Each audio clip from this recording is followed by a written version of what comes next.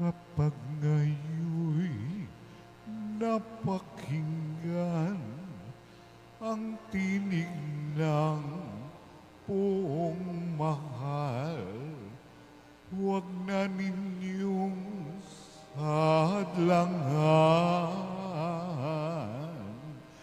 ang pagsasakatuparan ng mithi niya't kalooban. Kapag ngayoy napakinggan ang tinig ng poong mahal, huwag na ninyong hadlangan ang pagsasakatuparan ng mithi niya't kalooban. Sumainyo ang Panginoon. At sumaiyo rin. Ang mabuting balita ng Panginoon ayon kay San Lucas. Papuri sa iyo, Panginoon. Noong panong iyon, sinabi ni Jesus ang talinhagang ito sa mga taong ang tingin sarili matuwid at humahamak naman sa iba. May dalawang lalaking pumanhik sa templo upang manalangin. Ang isa'y Pariseo at ang isa na may publikano. Tumindig ang Pariseo at pabulong na nanalangin ng ganito: O Diyos, nagpapasalamat ako sa iyo sapagkat hindi ako katulad ng iba, mga magnanakaw, mga mandaraya, mga nangangalunya, o kaya'y katulad ng publikanong ito. Makalawa akong nag-aayuno sa loob ng 1 linggo. Nagbibigay ako ng ikapo ng lahat kong kinikita. Samantala, ang publikano'y nakatayo sa malayo, hindi man lamang makatingin sa langit, kundi dinadakukan ang kanyang dibdib at sinasabi, O Diyos, mahabag po kayo sa akin na isang makasalanan. Sinasabi ko sa inyo, ang lalaking ito'y umuwing kinalulugdan ng Diyos, ngunit hindi ang isa. Sapagkat ang sinumang nagpapakataas ay ibababa at ang nagpapakababa ay itataas. Mga kapatid, ang mabuting balita ng Panginoon. Pinupuri ka namin, Panginoong Heso Kristo. Maupo ang lahat at makinig sa homilya. Isang magandang umaga po sa ating lahat.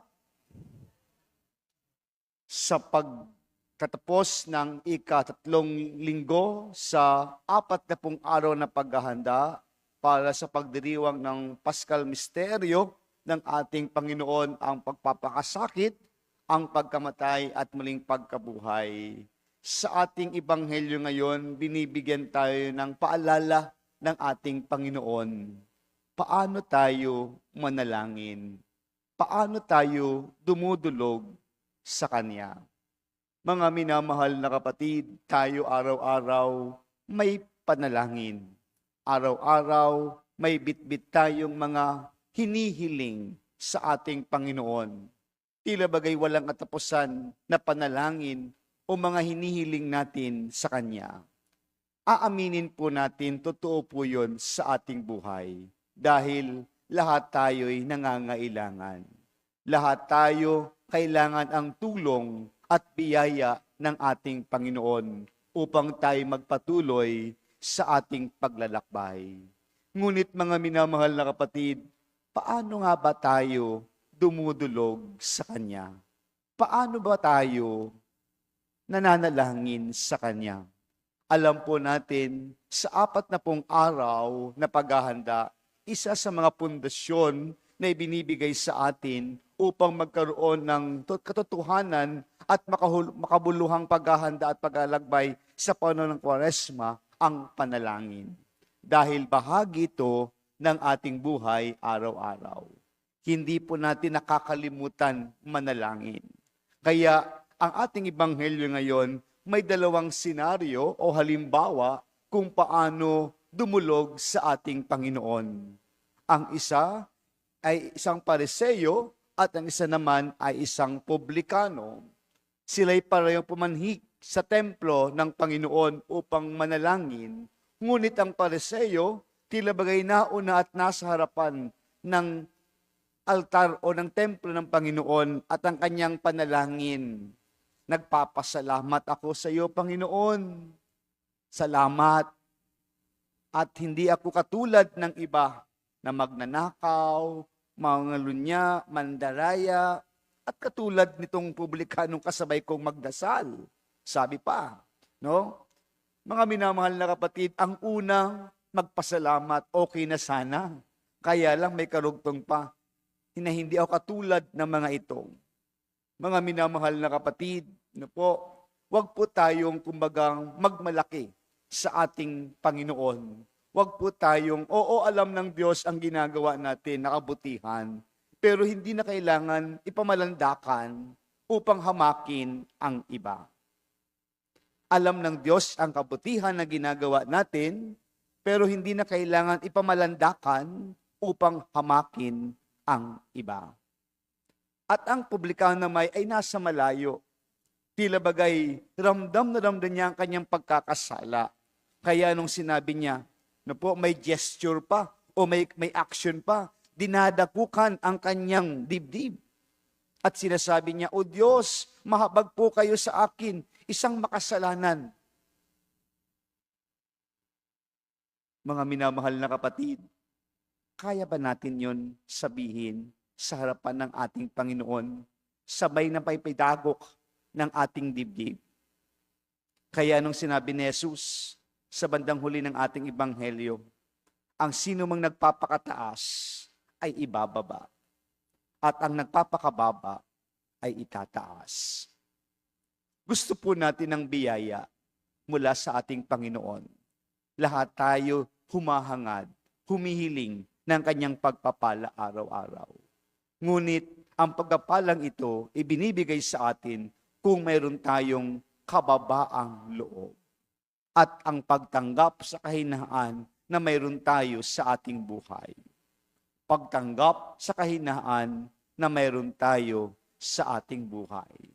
Sasabihin po natin, lahat tayo makasalanan. Lahat tayo may kahinaan. Kaya nga po tayo dumudulog dahil minsan nakakalimot tayo. Minsan nagagawa po natin ang mga kasalanan ito.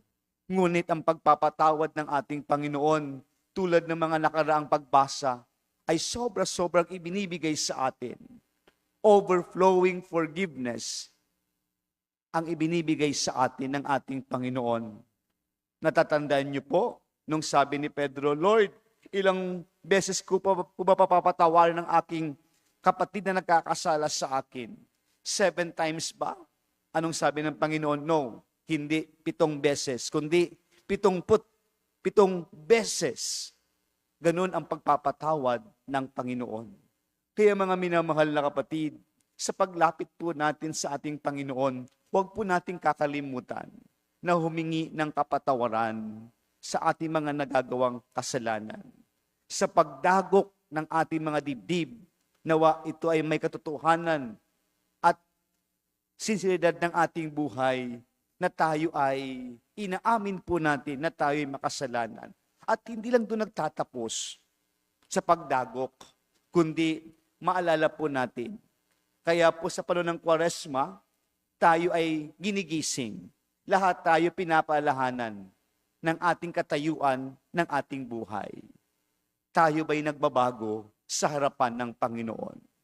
Mga minamahal na kapatid, ang panalangin na ginagawa natin, dinadala tayo sa pagbabago ng ating sarili. Hindi lang ito gawain na pang-araw-araw na kailangan upang ipakita at damhin ang pananampalataya, kundi ang panalangin nagbibigay sa atin, nagdadala sa atin ng pagbabago araw-araw. Mga minamahal na kapatid, araw-araw tayo nananalangin. May nagbabago ba sa atin? Kung tayo nabibiyayaan ng Panginoon ng pagpapala, may nagbabago pa para sa Kanya o tayo ay nagmamalabis pa? Ito po ang hamon sa atin ng ating Panginoon. Hindi lang tayo basta-bastang nagdarasal upang ipakita ay may misa sa parokya ng Soledad. Marami naman nagsisimba, maraming nagdarasal. Ibig sabihin, maraming gustong magbago. Kaya tayo nandirito. Maraming nagsisimba dahil nais maraming gustong magbago. Iyon po ang hamon sa atin. Hindi lang ipakita, ay ang kapitbahay, nagsisimba ako, nagdarasal ako, nagdedebosyon ako. Hindi lang po doon nagtatapos. Para tila bagay, paano tayo ng paraseyo? Nagpapakita lang. Muli, mga minamahal na kapatid, dinadala tayo sa paalala ngayon ng ating Panginoon. Sa bawat panalangin, sa bawat pagdarasal, sa bawat pagdulog natin sa Panginoon, nais natin magbago. Nawa, ito ang biyaya na ipinagkakalob sa atin ng ating Panginoon. Amen.